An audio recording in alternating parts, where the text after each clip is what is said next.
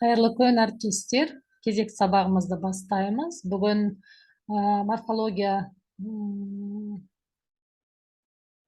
тарауы, есімдік, есімдіктің түрлері, жалпы есімдіктің сөйлемдегі қызметіне тоқталатын боламыз. Құрметті әріптестер, бұл жерде талқыланатын тақырыптар және естеріңізге сала кетейін, бұл жерде талқыланатын тақырыптардың барлығы да біздегі жаңағы ұлттық бірыңғай тестілеу орталығының бекіткен тақырыптары және оқу мақсаттарына сай етіп жасалған сабақтар. Сондықтан бірге еске түсіріп, тақырыптарды бірге көрейік. Жалпы есімдік дегенді баршамыз білеміз. Есім сөздер жалпы зат есімнің, сын есімнің және сан есімнің орнына жұмсалатын орын басар сөздер деп те айтып жатамыз кейде. Яғни нұсқап, негізеп, сілтеп көрсететін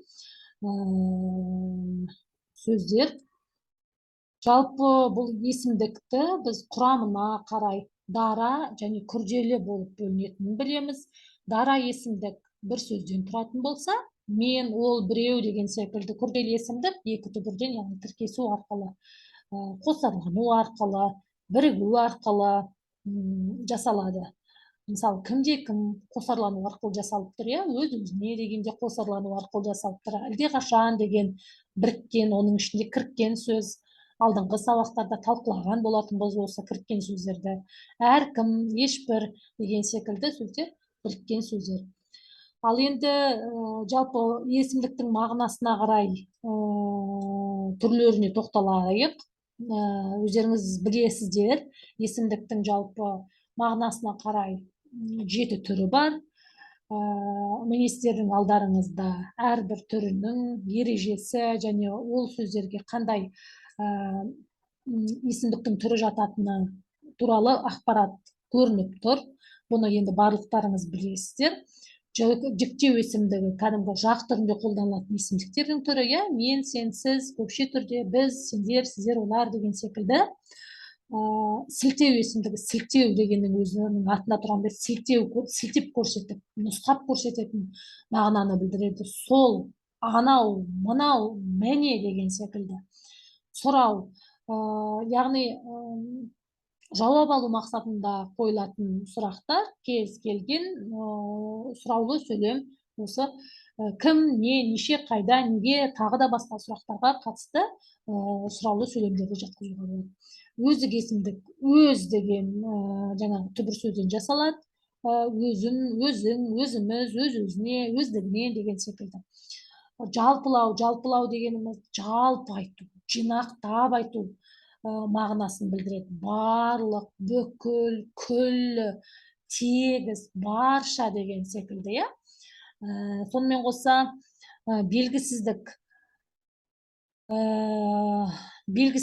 есімдігі затты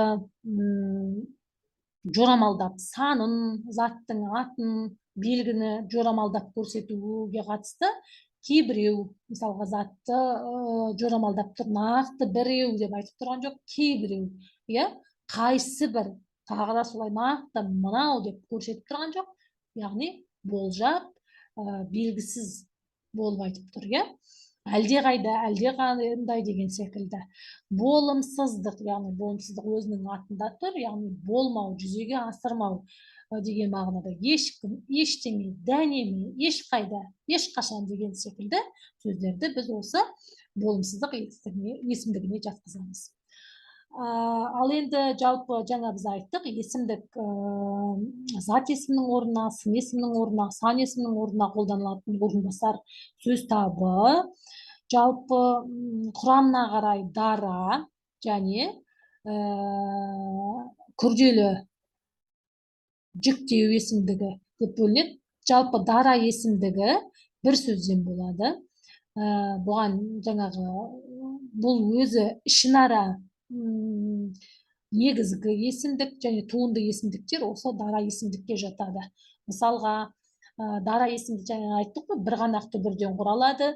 Мен, бұл, қалай деген секілді. Және туынды анадай, сұңқардайын, дайын, бұрынғыша деген секілді туынды есімдіктер де дара есімдіктерге жатады. Күрделі есімдік, күрделі дегеннен кейін ол бірігу арқылы жасалады, немесе қосарлану арқылы жасалады. Яғни әлде кім, кейбіреу деген бізде біріккен есімдіктердің түрі, одан кейін өзді өзі, кейгілде деген секілді бұл қос сөзді есімдіктердің түрі. Сонымен қоса жіктеу есімдігі, жіктеу есімдігі дегеніміз жіктеу есімдігі жаңағы үш жақта келген адам есімдерінің орнына қолданылған есімдіктерді жатқызамыз. Бұған жаңағы жекеше түрі, көпше түрінде жатқыза аламыз. Есімдіктер жалғауларды қабылдайды. Кімнің, кімге деген секілді, сіздер деген секілді. Ал енді есімдіктің сөйлемдегі қызметіне тоқтала кетейік. Барлығыңыз білесіздер. Есімдіктер әртүрлі сөз табының орнына жүргендіктен барлық сөйлем мүшесінің қызметін атқара береді. Жалпы есімдіктер зат есімнің орнына жұмсалып, атау тұлғада тұрып бастауыштың қызметін атқарады. Олар үнсіз отырып қалды. Кімдер? Олар.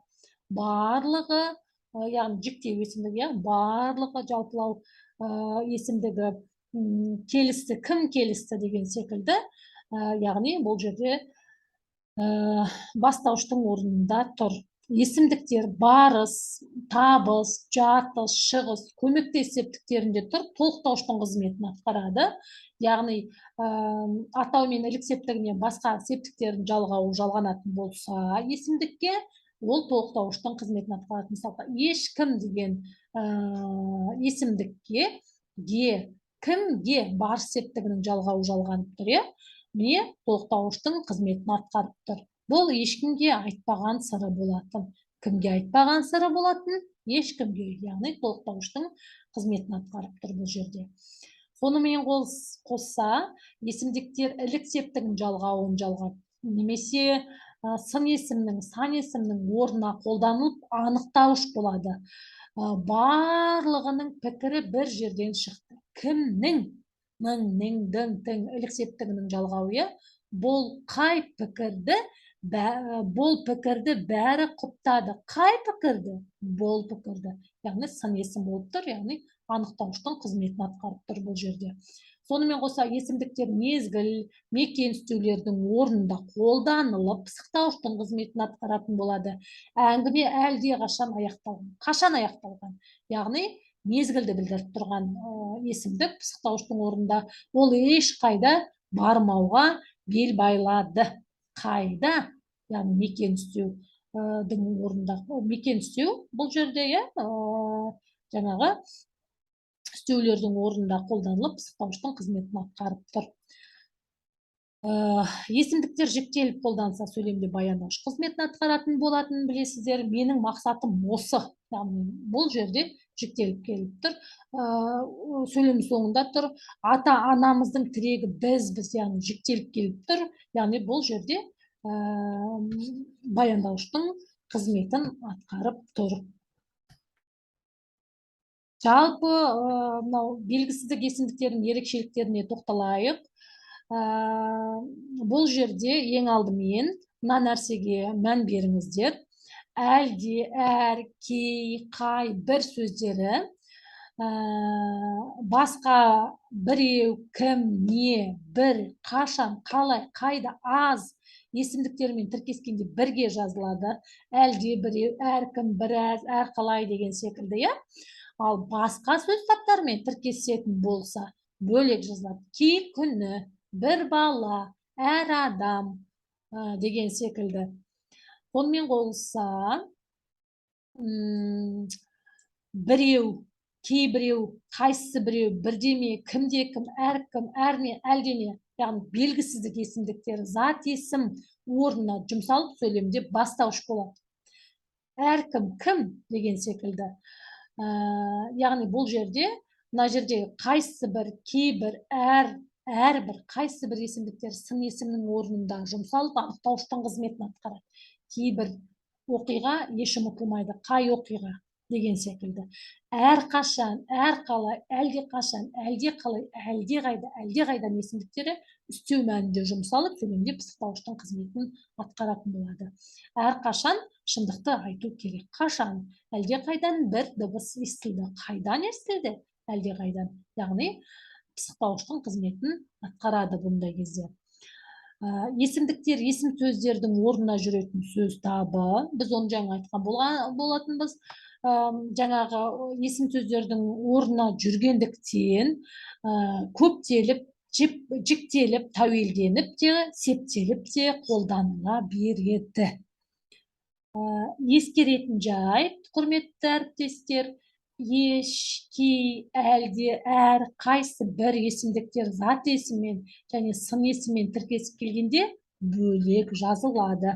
Еш уақытым жоқ, кей кезде, әр адам, әр түрлі деген секілді.